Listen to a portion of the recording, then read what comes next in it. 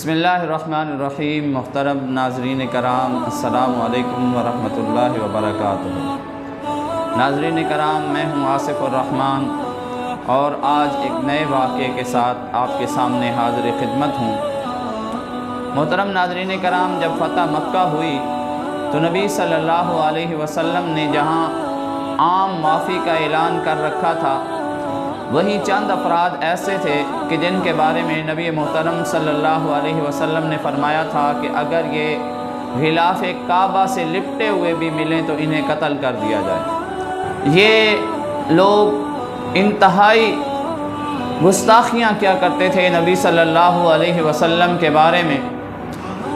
انہی میں سے ایک شخص عبداللہ بن سعد بن ابی سرح تھا، جو کہ اسلام لایا تھا اور نبی صلی اللہ علیہ وسلم نے اسے بڑی عزت دی تھی کہ آپ صلی اللہ علیہ وسلم نے اسے کاتب وحی بنایا تھا، لیکن پھر وہ مکہ جا کر مرتد ہو گیا اور دین اسلام سے پھر گیا۔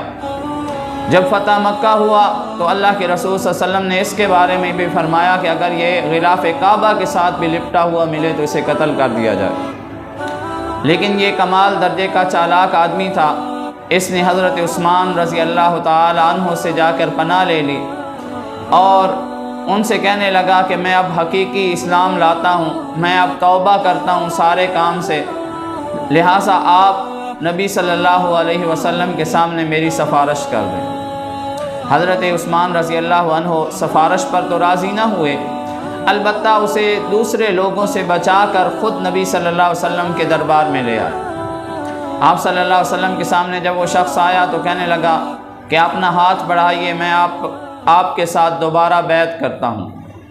اللہ کے رسول صلی اللہ علیہ وسلم نے اس سے اعراض کیا۔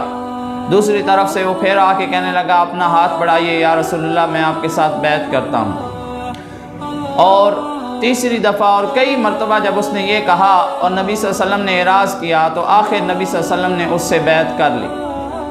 وہ شخص جب چلا گیا تو آپ صلی اللہ علیہ وسلم نے صحابہ کرام سے کہا کہ کیا تم میں سے کوئی ایسا نہیں تھا کہ جب میں نے اس سے اعراض کیا تو اٹھ کر اسے قتل کر دیتا؟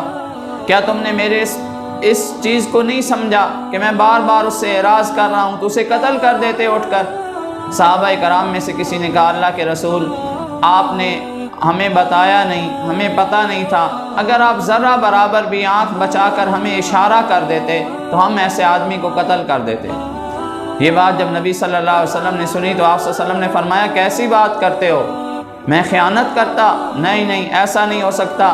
ما یکون للنبی، نبی کے لیے یہ مناسب نہیں ہے کہ خائنۃ الاعین، وہ آنکھوں سے اشارے کرتا پھرے اور آنکھوں سے خیانت کرے، ایسی بات نہ کرنا۔ نبی کبھی خیانت کرنے والا نہیں ہوتا، نبی جیسا ظاہر میں ہوتا ہے ویسا ہی باطن میں بھی ہوتا ہے، تو ایسی بات نہ کرنا کہ میں کسی سے خیانت کروں، تو تم خود اٹھ کے اسے قتل کر دیتے۔ بہرحال اب اس کی قسمت اور وہ بچ گیا۔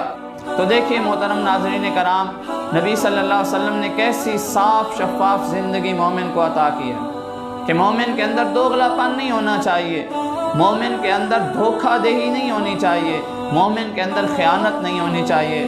تو ہمیں بھی اس واقعے سے سبق حاصل کرنا ہے اور اللہ ہمیں سبق حاصل کرنے کی توفیق عطا فرمائے۔ وما علینا الا البلاغ۔